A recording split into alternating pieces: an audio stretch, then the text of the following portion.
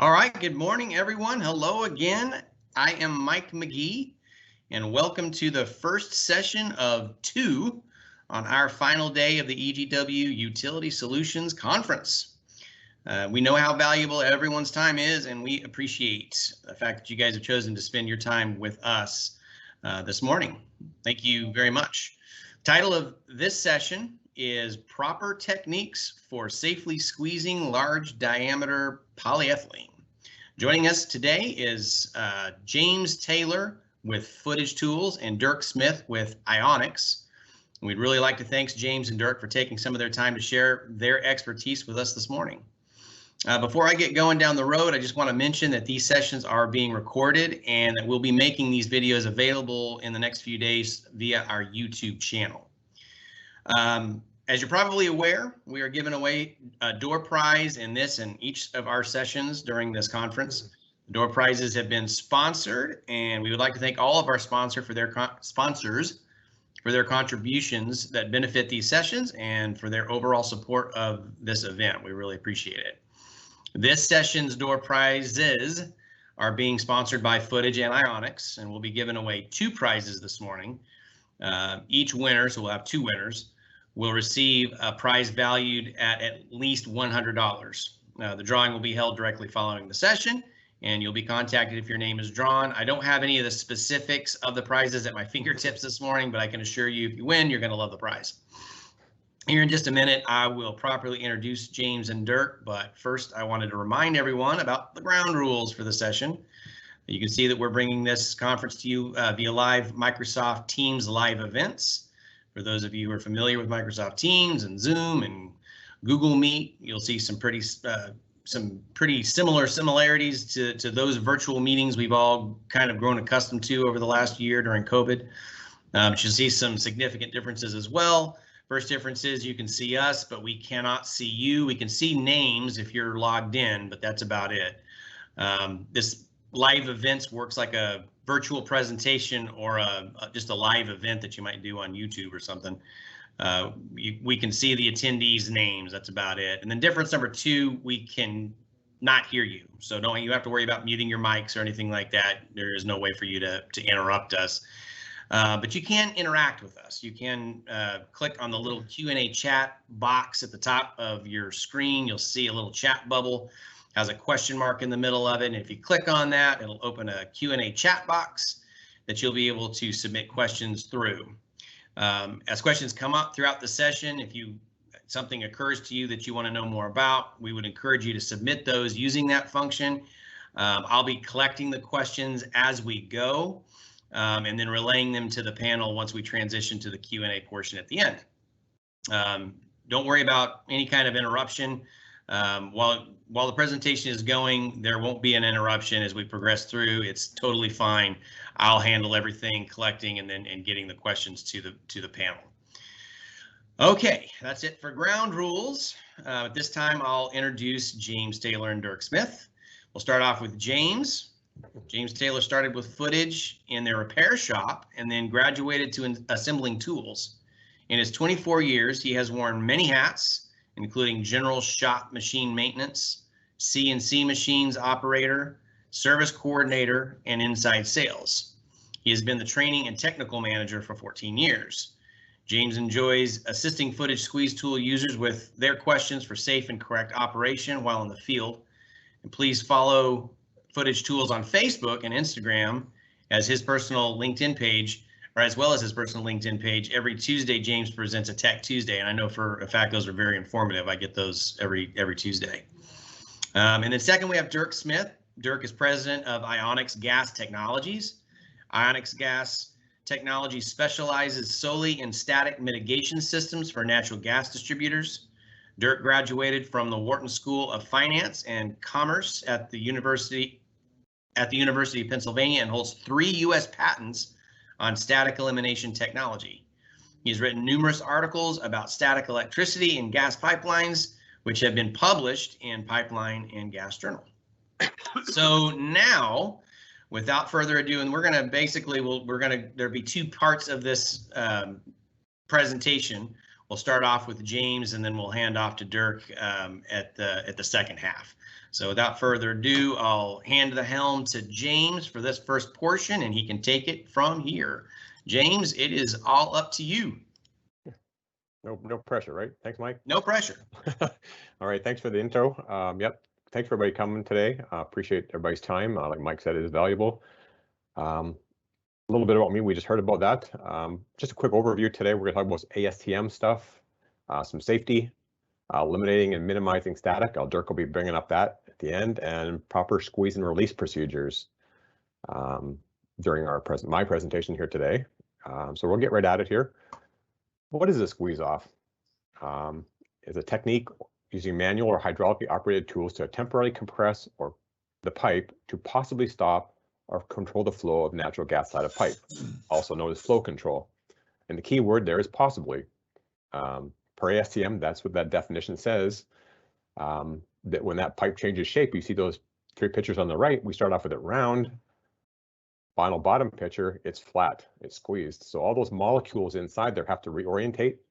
So because ASTM is giving us those guidelines, we have to take our time to get those molecules to reorientate themselves, or they're called cold flow is a technical term for it.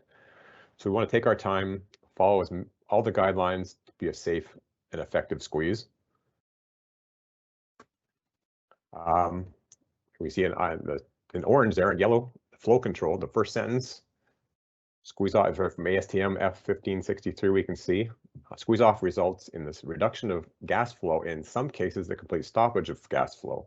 And then in blue, maybe a little hard to see, but it says under certain conditions, complete stoppage or flow may be obtained. The effectiveness, how effective is it, or what dictates that? So is the correct tool for the job? Is it correct stop settings?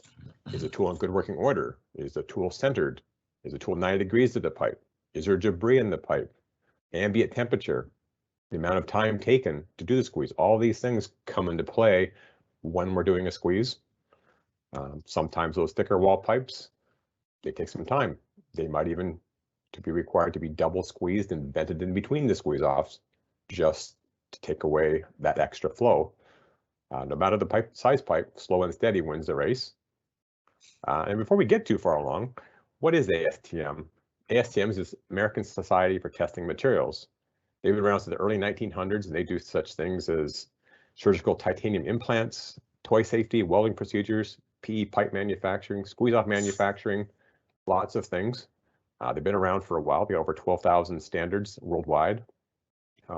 As squeeze-offs are designed, it's ASTM F1563, specifically squeeze bar radius, single bar, double bar, over squeeze protection, accidental release, workmanship, appearance, just to name a few. And then we get into the actual squeezing part of it. The F1041 comes into play when we're squeezing it. Squeeze rates, 2 inches a minute or less. Release rates, 1/2 inch a minute or less. Static ground protection, squeeze locations, cold temperature, operator skill and knowledge, just to name a few. When it's colder out, we want to take longer, and ASTM says to be cautionary when it's below freezing. The Plastic Pipe Institute, technical note 54, they go one step further and they say double the squeeze and release times in cold weather below 32 or 0 degrees Celsius.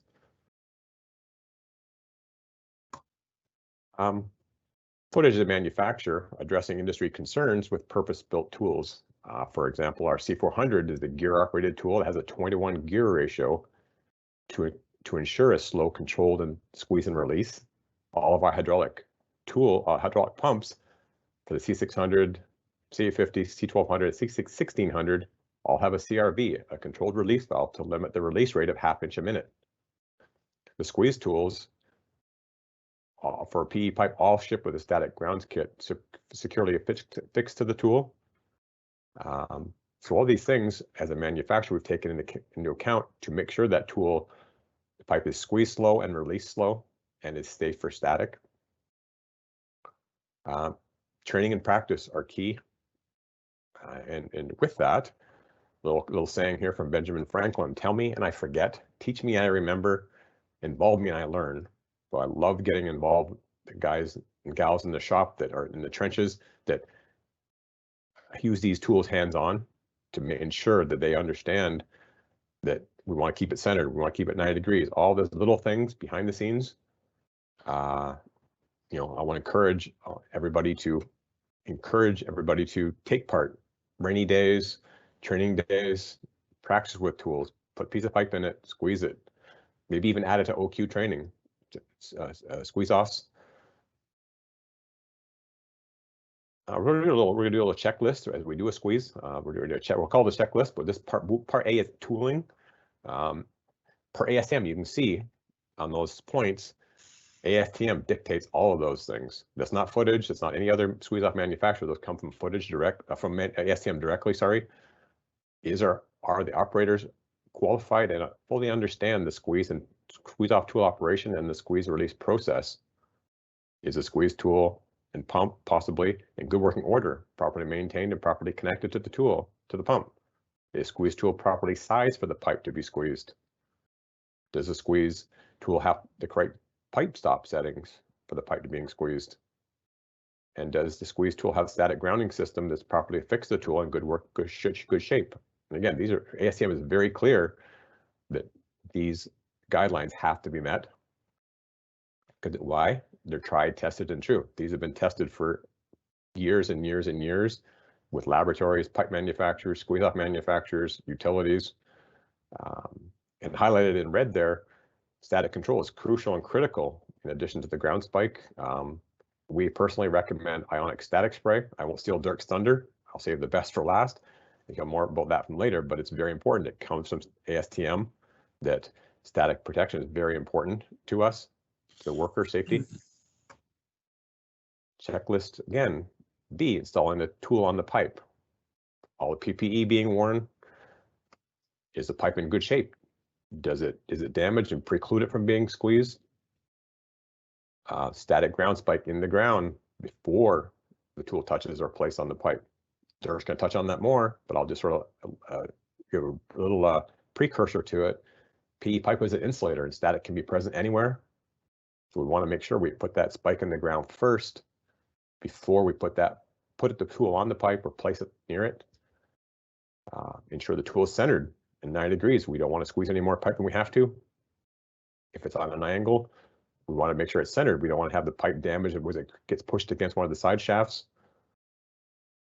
Ensure the tool is placed no closer than 3 times the pipe diameter away from previous squeezes, elbows, tees, couplings, etc. Again, we can't squeeze in the same spot twice. Again, so we want to keep away 3 times the pipe diameter away. And our gauge plates are stopped set correctly for the pipe to being squeezed. Checklist again, starting the squeeze. Start the squeeze process being mindful of your company's squeeze rates, procedures, and training. Again, it's all key, comes down to that training part to prevent pipe damage. As the squeeze bars come together, double check the gauge plates to make sure they're still set correctly. Make sure they didn't get bumped by a pant leg, a hose, anything like that, that those gauge plates are still set. That we started squeezing 13.5, we're finishing the squeeze 13.5, those plates are set that way. A verification of flow control can be indicated downstream by pressure gauges or electronic gas detectors. Again, we want to take our time, 2 inches per minute or less. Be mindful of ambient temperature as we do these steps, starting to squeeze. In certain instances, the operator may visually or audibly know when the successful squeeze or flow control has been achieved. There'll be no blowing dust, no large rustling noise from the gas coming out of the main. When a successful squeeze has happened, we want to activate or install any accidental release devices that came with the tool. We're not going to talk about any steps while it's squeezed. That's a horse of a different color for a different day. Just an overview of a tool that's squeezed. Obviously, that's a 12-inch tool on a piece of 12-inch pipe. But from the purple arrows, we can see that pipe is centered. An overall view, we can look down that pipe and we can see that that's pretty square. The tool is 90 degrees to the pipe. The safety lockdown bolts in the red arrows are fully engaged. The flow has been stopped or the gauge plates have been reached, whichever comes first. The blue arrows, we've gone to our gauge plate stops, our settings. That was a piece of water pipe. We didn't need to use the static ground spike in the ground there. Just an idea of a setup, how it's set up, being centered. Our safety release bolts are in. All those things are critical. And then we jump to release. Obviously, we're sort of fast forwarding through all this. The release or deactivate or remove any accidental release devices or per manufacturer's instructions. We want to start the release process. We want to be very careful that we are mindful of our release rates. And then circle back to training again. We want to prevent any pipe damage.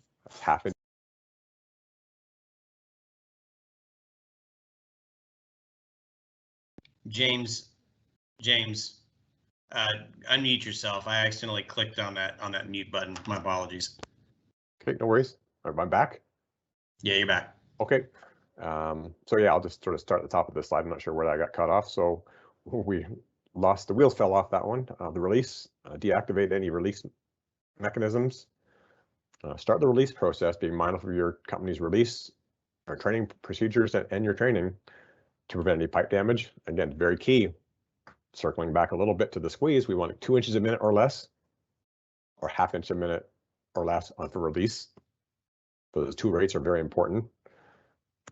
Once the pipe is rebounded sufficiently, where the tool is not being impeded by the rerounding of the pipe, we can remove the tool.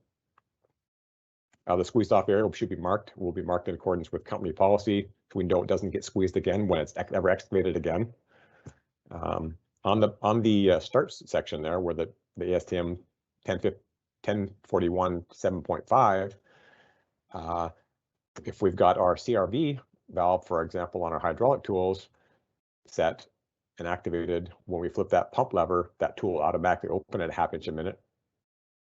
And we can stop that by toggling it back and forth to give us our correct release times if need be.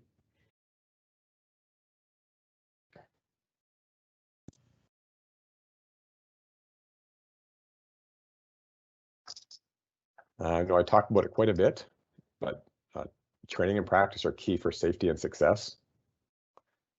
Squeezing pipe, fusing pipe, confined entry, aerial work, first aid, they all take training and practice to get it right. So don't train till you get it right, train till you can't get it wrong. That's the scenario that way. That we want to make sure that we follow that scenario, that all of our crews and all users of our tools fully understand it. So a little quickly, squeeze off tool maintenance. Some of these pictures, all these pictures will be from footage based, but no matter the brand, keep them well maintained. Here's some worst case scenarios. You can see on the left hand side, the left arrow there, the tool's been bounced against something, and that gauge plates don't rotate. The middle picture, quite obvious, the static ground spike is broken off in the bottom arrow. Now the top one is I'll call it a substandard connection, where it should have a lug on there properly attached. And the right hand picture, just overall general maintenance and cleaning, could be done with any tool. Maintenance 101. Just a general, again, for any tool, clean the entire tool for any binding of any moving parts, lubricate it per the manufacturer, test tools. And back when you're testing it, a great opportunity, you're testing this tool for correct operation, there was some pipe in it. Let people try it, get used to it.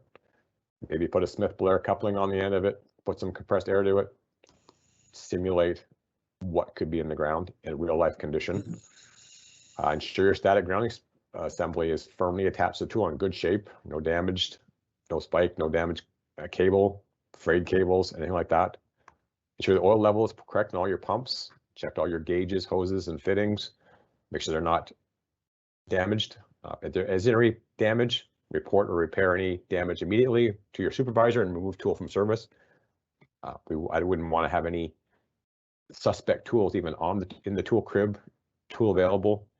Have them repaired right away so they're ready to go for the next time. My closing, I'm just going to close up, say thank you to everybody for everybody participating today. taking part in my presentation, and EGW for making this possible, and a special shout out to Daryl, Mike, and Scott for behind the scenes stuff. On the mic, that's it from me. I will let you. Fantastic. Thank you very much, James. I really, really appreciate it. Dirk, if you want to go ahead and share your presentation, and then we'll get you going. But that was, I've actually got even a couple of my own questions that I've accumulated in my mind after watching your piece. So really enjoyed that. Dirk, getting ready to get you queued up here and hand the helm off to you. Give me just a second. And you are ready to go. Mike, thanks very much. And thanks to James for setting the groundwork up on the first half of squeeze off. Most people think of squeeze off as just the mechanical part of doing it. And as James has indicated, and Mike and EGW have also indicated, that the controlling of the static during PE pipe squeeze off is just as important as the proper operation and maintenance of the squeeze off tools and the proper procedure. I think one of the worst accidents that has occurred in the last 4 to 5 years was during a squeeze off operation at a Mid-South utility when there was an ignition. 1 man died from his burns and 2 were critically injured. So it's important to understand the static electricity problem in your squeeze off operations, because what happens is in this operation, the static created during this operation is some of the highest static issues you're going to find when you encounter in a gas O&M operation. And you know, my experience, and I'm sure yours is too, that gas is very unforgiving of mistakes when static electricity is present. So you want to be sure that you understand where the static is, how it's being created, where it is, and so you can mitigate that to make a squeeze off mechanically successful and then safety successful. And that's where I'm going to talk about the safety of how to mitigate this static electricity. So when you finish your squeeze off, it's been a successful operation. And as James had mentioned, squeeze off does not guarantee complete gas flow shutoff. So when you talk about static, remember, you could very possibly have some leaking gas there, and that is a very serious problem.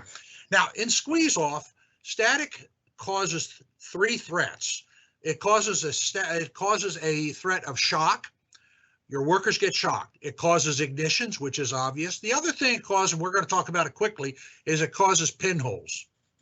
So just to give a little background here, we have a little simple excavation with some pipe flowing through it. The pipe, it's been excavated out. And the first thing to understand is that the normal flow of gas creates static inside the pipe. That is where all the static originally starts from. So if you take a look at this illustration, you notice I have some charges on the inside of the pipe down inside on the left-hand side of that screen. That is due to the normal passage of gas. Static is created randomly inside poly pipe and metal pipe. We're going to talk quickly about metal pipe again. But static is created randomly inside poly pipe just due to the passage of gas inside it. Now, given that, what happens, we recommend, is because of that, the first thing you're going to do is you need to dissipate the static once you've excavated your pipe that you're going to start squeezing off. You want to be sure you completely spray the exposed pipe with an anti-stat before you put the tool on the surface. Now, again, as James said, ASTM recommends you spike the grounding strap before you put the tool on there. And one little side note, to make sure that that spike has a good connection, pour water around the ground where the spike is to wet the ground, and that'll help the conductivity, the connection from the tool to the ground. But by spraying and dissipate the static before you touch the pipe, it's going to dissipate any existing static. And as you'll see in a minute when we talk about it, as the static builds up to extremely high levels during squeeze off, this will begin to help mitigate that static buildup. Now, again, going back to our illustrations, we see this squeeze off tool there. And what occurs is during squeeze off, the Venturi effect starts to take place. That is to say, as the gas flows, in this case, from right to left, and it starts to go through the narrowing opening of the squeeze off, the friction of the gas plus the increased velocity of the gas at that squeeze off point creates a tremendous amount of static. Now that static is found both upstream from the static, but primarily downstream from the static. So wherever you're squeezing off, understand downstream of the flow of the squeeze off, that's where most of the charge is, but also upstream, there is static inside the pipe created by this Venturi effect. Now, there's been no studies that we're aware of to say, people ask me, well, how far downstream is that static in the pipe? And the answer is, I don't know. Now, for sake of simple illustration here, we're doing the squeeze off in the same excavation as you're working in. You probably have many times you'll be using bell holes to do this. So what would happen is downstream from the bell hole squeeze off, if that is close to the excavation where you're working, you have to be aware that that static could be inside that pipe downstream of that. Then the next thing that occurs, and again, it's a little more difficult to see on here, but as you start to continue that squeeze off operation, as the static initially builds inside the pipe, what it does is it also creates static on the outside of the pipe. I can explain the physics. It's really not necessarily for you to understand how it happens. You just need to know that it does happen. That's one of the reasons we recommend that you dissipate the static on the outside of the pipe before you start the operation. So the static gets builds up downstream, primarily a little bit upstream, and then on those same surfaces induces a charge on the outside of the pipe. Now, James alluded to the need, and ASTM, when they talk about static on squeeze-off tool, all they say is you need to have a static grounding strap. Now, this little illustration here shows you why all the manufacturers and we always say, do not let your workers remove the grounding strap. Use the grounding strap. Here we have an instance where we're just for illustration sake, we're showing this in the field operator in the field for the sake of illustration. He's touching the squeeze off tool in the excavation. Now, if that charge gets high enough, it arcs to the tool. Since he is the only circuit to ground because he does not have a grounding strap in this particular illustration, that charge is going to run through him. Now, there have been instances as far as the shock risk, we're going to talk about the ignition risk and also the pinhole risk, but I've never heard of a fatality from being shocked being around a squeeze off or grounding. Very close. There was an instance about 4 years ago in the Northeast United States where the shock was great enough that the person's heart stopped and they had to resuscitate him.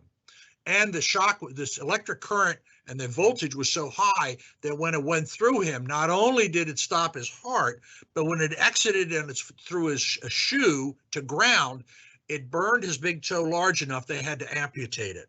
So that's how severe and high these charges can become. So that charge generated by the Venturi effect can induce a charge on the outside. If that charge would jump through, if you do not use a grounding strap, your worker is going to be the grounding strap, and that's what you don't want. Now, in this illustration, this shows how they've properly installed, they've kept the grounding strap on the tool, and they've grounded it properly, wet the ground, spiked it, and you see if that charge then arcs to the tool, rather, even though the worker may be touching it, the current will run through the grounding strap because that's a much easier, less resistive path to ground than the worker, and the worker will remain safe. Now, it's important to understand that when you ground this tool, this is not a static suppression procedure. When you sprayed that pipe, when you excavated the pipe that you were going to squeeze off, you sprayed the outside of it. That dissipates the static on the surfaces. And we recommend you spray the entire exposed pipe. That's not the manufacturer's procedure of use, just for your information. It's just our recommendation. But what that does then is that that is the static suppression procedure. The grounding of the tool is only to protect the worker. It does not dissipate any of the charge either on the outside of the pipe or the inside of the pipe. All it does is prevent the worker from being the grounding strap. And this is why it is so important. We've heard reports where workers take off, disable, or remove those grounding systems. Do not let them do that. Do not let them do that. It's important that you use that grounding strap when you have it. Consider using it on all your other tools also.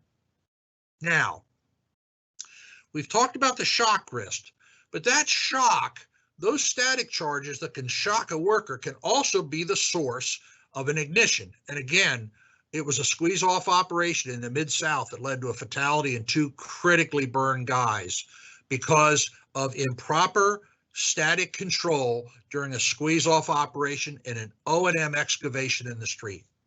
So now that, let's say, and again, this is probably, you may or may not be doing it with it, but doing your squeeze off this way in this repair operation. But just simply for the sake of illustration, I'm showing the squeeze off and the repair in the same excavation. So now that you've squeezed off the pipe, remembering that there still could be some residual gas leaking by that bypass, what you want to do, the first thing you want to do is, prior to entering the excavation, you want to spray the outside surface. Now, once again, it's because the static charges can get so very high during squeeze off that we recommend you do that. And our reach tool allows you to remotely do that. Then once that is done and you're getting ready to work on the pipe, remember there's 2 charges. As we said, the charge generates initially inside the pipe, on the outside. So you sprayed the outside of the pipe. Now, when able, outside the excavation, you can use that aerosol tool, pardon me, to spray inside that pipe openings to the best of your ability. Because remember, there's static in there. It's not a perfect solution, but what it will do is it will minimize the exposure of that inside static to an outside gaseous mixture and ground. So you want to do that. Now, the last thing I want to talk about quickly is the last thing after you've done your operation. Now, you have grounded the tool. You made sure the guy's grounded. You have sprayed the outside of the pipe. You sprayed the inside of the pipe. You've done your repair operations. You're finishing up. Now, the last thing you need to do is you need to check for pinhole leaks. The article on the right, when it was published in about 1985 by Mark Staker from Mountain Fuel Supply Company, and it's now Questar. Mark just recently retired. It was the first article ever written about static and poly pipe, and what's interesting, he did not write about a static ignition. He wrote about the fact that when he was doing squeeze off, after squeeze off, they wound up getting pinhole leaks in the pipe. And the picture on the left is if you had Superman eyes, and you could look inside that pipe, this is what a pinhole leak looks like. What happens is the static is so great inside the pipe that it arcs through the wall of the pipe to ground itself. And in the process of doing that, the heat of the spark going through the pipe wall is so high, it burns the plastic and basically burns this lightning bolt through it, and it leaks as a pinhole leak. And so what you need to do then is, after you're done, you've completed your repairs, and you're finishing up, you need to soap all the exposed pipe surfaces and check for pinhole leaks, because they can be created during this time. Now, I just want to briefly talk about metal pipe squeeze off, because static is a huge risk in poly pipe, because plastic is an electrical insulator and gas is an electrical insulator. And so consequently, there's a lot of friction and a lot of static charges that can be built up. However, it still can build up in metal pipe, because most people would say, well, metal pipe's electrical conductor, so therefore static charges will just conduct away. Well, yes and no. Yes is that the metal in the pipe is an electrical conductor and will conduct those charges away. But no, because there's no bare steel pipe anymore, where there shouldn't be. All of it's got coatings in the inside and out. And what happens is, the friction of gas over these areas where there's coatings or there's There's residual like grease or oil, something inside that pipe, or corrosion inside there. Those can act as surfaces that can accumulate static electricity, just like in polypipe. So you need to be aware that although the threat of static ignition is much less in metal pipe because metal is an electrical conductor, it is not impossible. So I would suggest you use the same procedures when you're squeezing off metal pipe, if you have to do that, as you are with PE pipe. However, you will not have the problem with pinholes. You really should check all squeezed off pipe after the repair for pinhole leaks, soap it up. You will not have that problem with metal pipe. So as a wrap up, and as Mike gets ready to throw us some questions, squeeze off creates some of the highest static charges a field worker encounter. Your squeeze off procedure, you have to see that not only, as James was talking, the importance of mechanically doing it right, but you also have to see how to safely do it right, because the threat of static ignitions or shocks or pinholes are so high in a squeeze off operation. It ignites gas, it shocks workers, and it creates leaks. It's an integrity and injury issue. Remember, grounding the tool is a worker protection procedure only. It is not static suppression. Don't be fooled by that, and you must dissipate the static created by squeeze off. So with that, there's our contact information, and we are going to go to question and answer. And again, thank you for being a part of EGW's Utility Solutions Conference.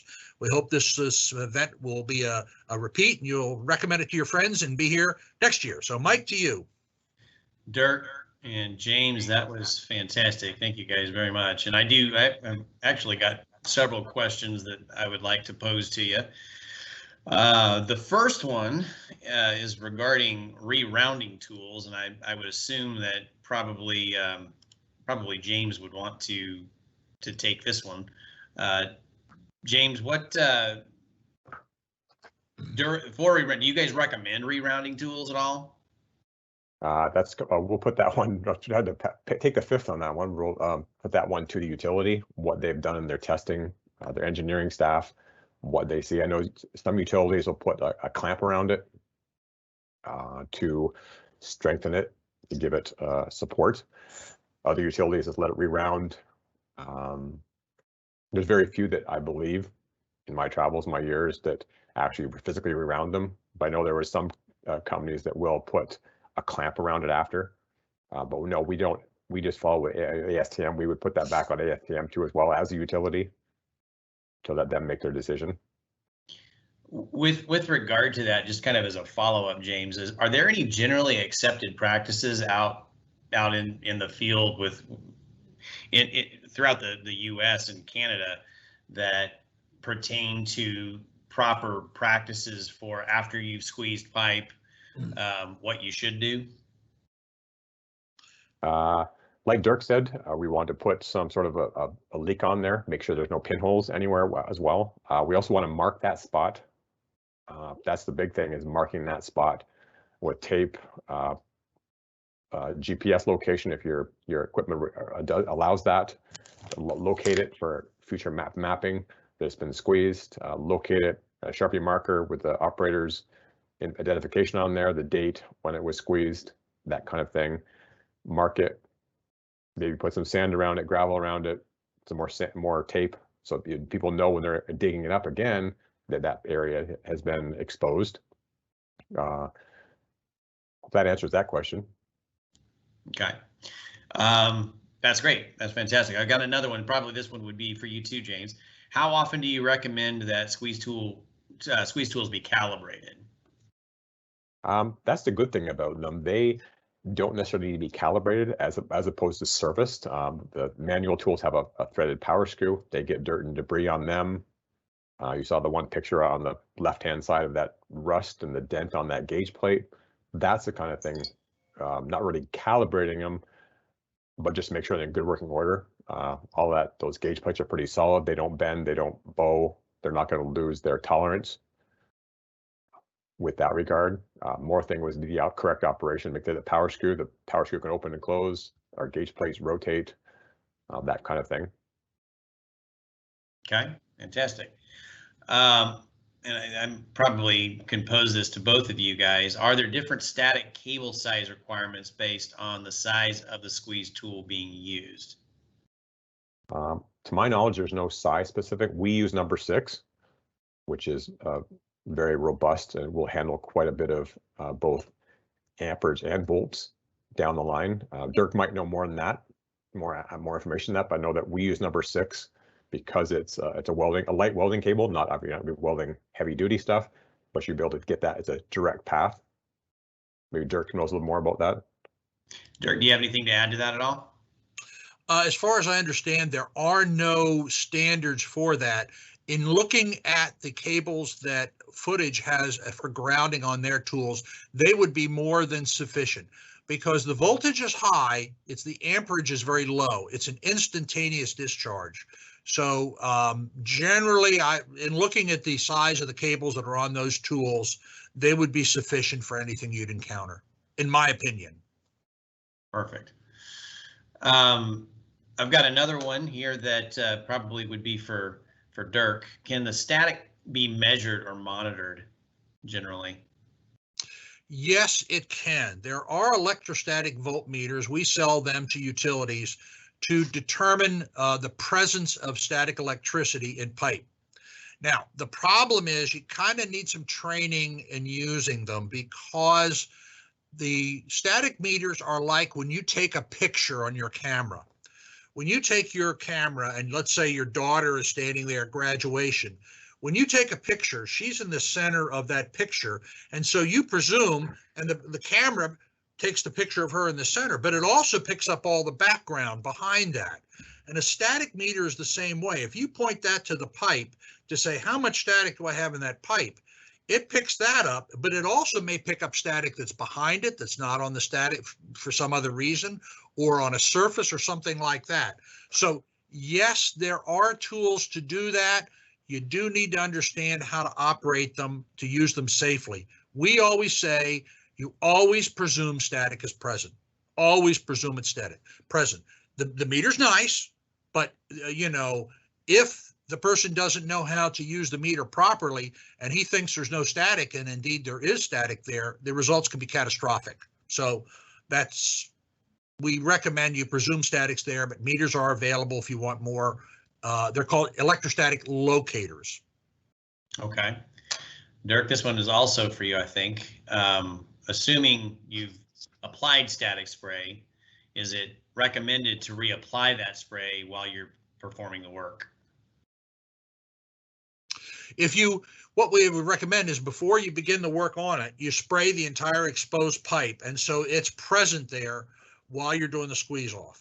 Before you do squeeze off, you put the tool on, and as you're squeezing it off, that any static that's going to be built up, that pre-spray will start to dissipate the static charge. Then when squeeze off is done, as I said in the illustration, we recommend you go spray the pipe again on the outside, and then when able, spray as much as you can on the inside edges of the pipe, because that's their static inside there, that even though you spray on the outside of the pipe, the whole exposed charge on the outside of the pipe, that does not reach and dissipate the static on the inside of the pipe. So when you're doing your repair operations, you need to try to dissipate the static on the inside edges of the open pipe as best as able to prevent the interior static from being a static ignition threat. Okay. I've got another one here. How many volts are in a static charge? Static charges vary depending on the situation. The static is very random in systems, but just to give you an idea, we resolve a lot of pinhole issues in gas systems because people are getting pinhole leaks in their service lines. So I know some of the voltages. So to give you an idea, if you've got a pin, and this could happen without any squeeze off, okay? But for instance, it takes about 62,000 volts of interior static electricity to pinhole a standard 1/2 inch ID poly pipe, medium density. It's going to vary a little bit, but that's the kind of voltages you're talking about. Let's say when James is showing a squeeze off of maybe a 4 or 6 inch line, you could get, if you get a pinhole in that line, you're talking about volts that are like 250, 300, 400,000 volts. There was an instance in Connecticut where they did, there's more pinholing goes on than I'm aware of. I'm aware of it when there's a forensic lab report done on it to see what caused the pinhole. And I've seen reports where they've had 4-inch lines, 4-inch poly lines with a pinhole in it. There was a 250,000 volts at least. But it's a mathematical figure. It's based on the thickness of the poly wall, and in a medium density poly pipe, it will resist static electricity 510 volts per thousandths of an inch of thickness. So just for, let's just assume you had a poly pipe and it only had a 1,000th of an inch wall thickness. Once the voltage gets over 510 volts, it's going to arc through that wall. Nothing will stop it. And it moves up from there. Very, very interesting. Does Ionix spray have a shelf life? It does, just because you need to have one. We recommend it. There's a inkjet on the bottom that tells when it's packaged. We recommend using it after 2 years, within 2 years. Yes. Okay. Actually, it'll last longer than that, but okay, my lawyers say we got to say 2 years. Gotcha. Okay, we've been talking about spraying the pipe. Do you recommend spraying a purge tool? You can spray it on any surface you want to.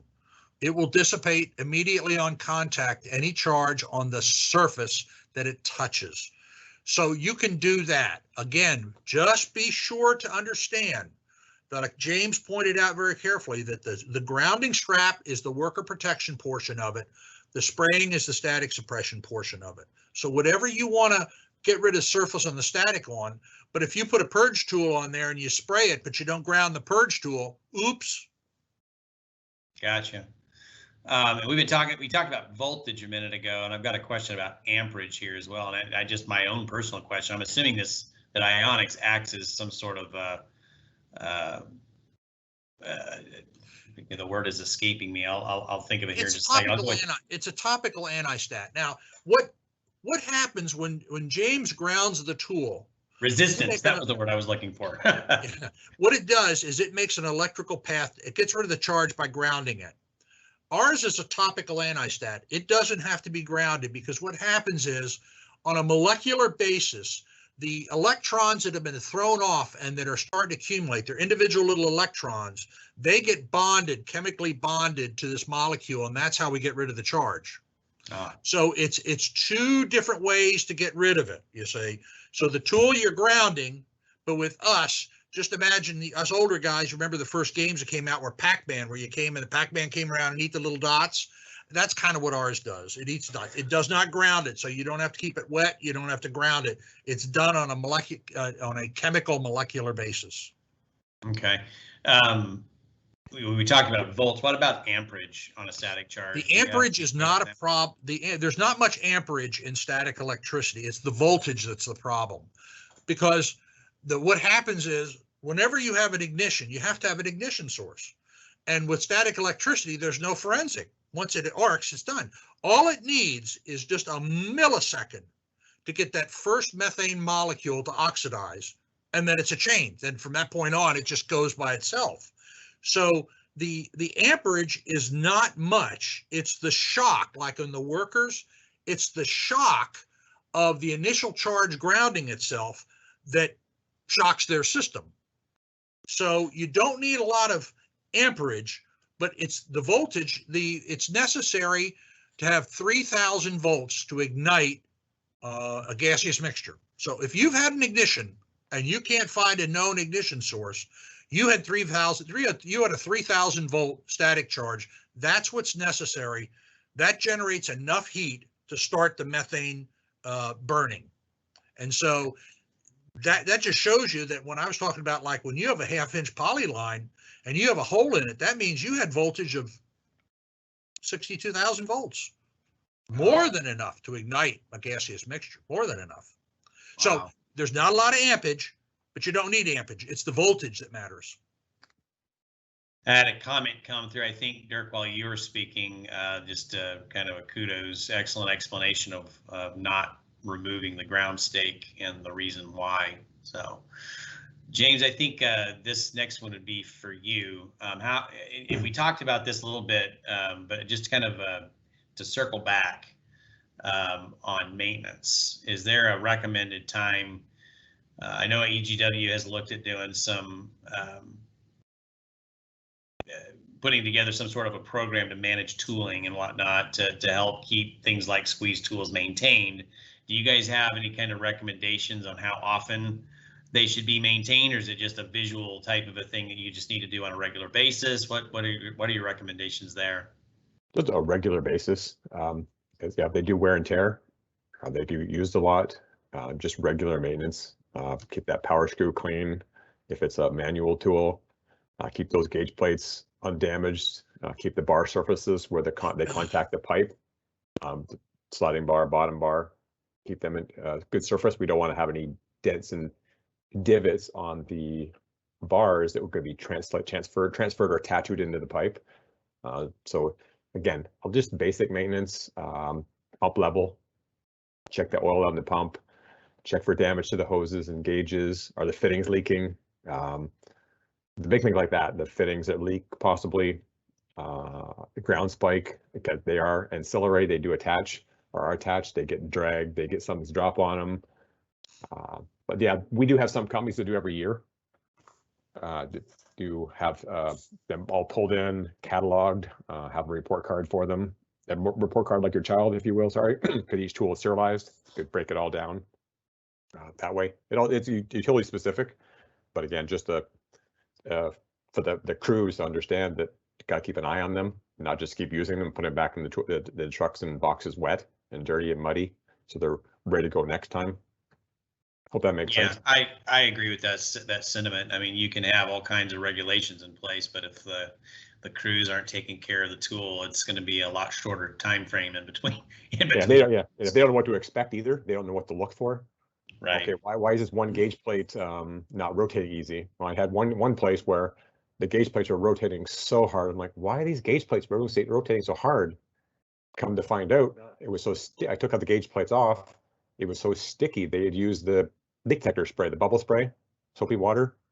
It worked well when it was wet, but as that soap residue dropped, the water evaporated, the soap residue made it sticky behind the gauge plate. It wouldn't rotate. So just something, knowing what you can and can't use for behind those gauge plates, kind of thing. Okay. Got another one here. I think James, for you, have you guys put together any videos on the proper use and maintenance of the squeeze tools? Use, yes. We have a YouTube channel, a small one as it is. Be humble about it. It is small. Talk about the C400, how it operates, the CRV, controlled release valve on our hydraulic tools. They're available on YouTube. You do a search, footage tools, put your model tool in there, C400 or C850. Those things will pop up. As for maintenance, it's pretty tricky because everybody's going to be different. They're going to have different things. I think the best thing we could do with that would be the Tech Tuesday, whether it be the Facebook, LinkedIn, or Instagram format, to find those tips, find those tricks to, okay, how can I take my gauge plates off and get behind them? How should I change my fittings? How about my pressure release valve's leaking? How can I fix that? Just little things. What lubrication should I use? What Loctite should I use? That kind of thing. That makes sense? Yeah, that does make sense. That's fantastic. Dirk, I have this one for you. Have there ever been, you talked about there being the one incident where the guy was hurt pretty bad and his heart stopped. Has there ever been any other incidents that were significant that came out of improperly mitigating static and that affected anyone even other than the operator that you're aware of? Generally, when I teach this class on static electricity, usually one person will come up to me afterwards and say, I was in an excavation. I got shocked. I got knocked out of the excavation. There's no national database of these kind of injuries. I'm not necessarily sure that would be valuable. You just need to be aware that that's the kind of charges that when they get near these pipes that have been squeezed off, the static charge could be substantial. So parenthetically, anecdotally, people come up to me all the time and say, when I was a field worker, I was shocked. That instance I told you was the first time that it came close to a fatality. Most of the time, it's just you're off to the emergency room. But it's more common than you realize, but it's not fatal. And so consequently, you don't hear a whole bunch about it. Gotcha. Well, I think that pretty much wraps on the questions. I wanted to just say thank you again, James and Dirk, for joining us today. I learned a lot. Before we conclude the session, do you guys have anything that you'd like to share? Dirk, you want to go first, or you want me to go first? Go ahead, James. You were first in the. All right, yeah, I just want to thank everybody. I know I do speak a little fast, so maybe when you rewatch it again, or if there are any questions, the good folks at EGW can know how to reach out to me, or they can contact me with a question you may have that maybe wasn't clear, concise, that kind of thing. But I want to thank everybody for their time. Like Mike said, time is important, but I do want to thank everybody at EGW for making this making me part of this, or footage part of this, and taking part in my presentation of it. And again, a special shout out to Daryl, Mike, and Scott for all the behind the scenes stuff they did to make this possible. And for Dirk too, for being a willing participant in putting up with me too as well. Dirk, do you have anything you'd like to share? Well, first of all, we love our Canadian neighbors like James, so it's very easy to play second fiddle and follow up to him. I would just add on this pinhole leaks, I'm going to go off just a little bit off script on this. Pinhole leaks and emissions control are going to be the next thing in the local distribution community. I made some public comments and listened to the PHMSA public hearing on the Pipes Act. And PHMSA now has the authority to take into account methane emissions in their regulations. This is going to be a huge issue for our industry.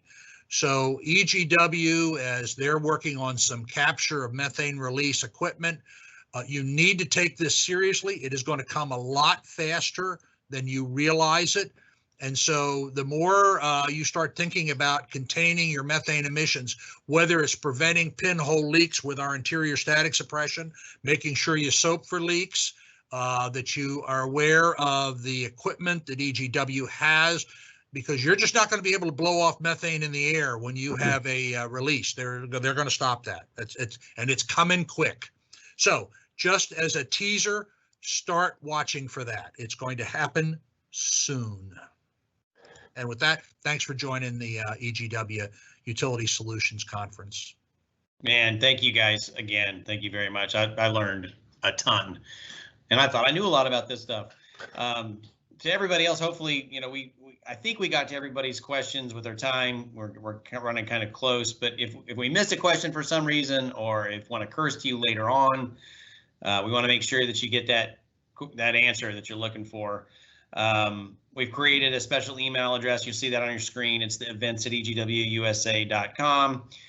Send us an email. We'll get that answer back to you just as quickly as we can. You can also call us at our main phone number. We'll get you routed to the best resource to get whatever answer you're looking for. And then again, our territory managers are very, very knowledgeable in this area. So if you want to reach out to an EGW representative, your territory manager, and ask for questions, they can get you an answer too. Thank you again, everyone, for joining us this morning. We enjoyed it.